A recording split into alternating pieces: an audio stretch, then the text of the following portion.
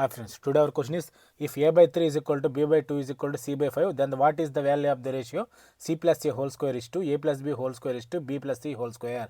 తెలుగులో చూద్దాం friends. a by 3 is equal to b by 2 is equal to c by 5 అయితే c plus a whole square is to a plus b whole square is to b plus c whole square విలువ ఎంత? First of all ఈ క్వశ్చన్కి మనం answer solve చేయాలంటే వాడు ఇచ్చిన దాన్ని రాస్తున్నాను ఫ్రెండ్స్. సేమ్ రాస్తున్నాను. వాడు ఇచ్చింది a by 3 is equal to b by 2 is equal to c by 5. వాడు ఇలా ఇవ్వగానే మనకు డైరెక్ట్గా ఏ వాల్యూ దాని డినామినేటర్లో ఉన్న 3 అవుతుంది ఫ్రెండ్స్. బి వాల్యూ డినామినేటర్లో ఉన్న సి 2 అవుతుంది.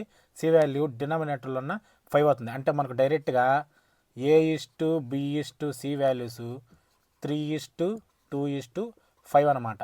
వాడేం కనుక్కోమన్నాడు మనల్ని C plus A whole square is to A plus B whole square is to B plus C whole square. ఇప్పుడు దాన్ని రాస్తున్నాను. Therefore C plus A whole square is to A plus B whole square is to B plus C whole square friends. అంటే ఇక్కడ C value ఎంత 5 friends. 5 plus ఏ value ఎంత 3.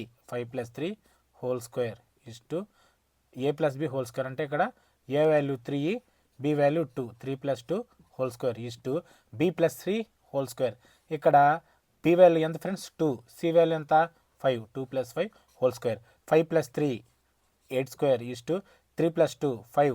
5 square is to 2 plus 5 7. 7 square. 8 square value ఎంత friends 64 is to 5 square value friends 25 is to 7 square value 49. మీ answer ఫైనల్గా 64 is to 25 is to 49.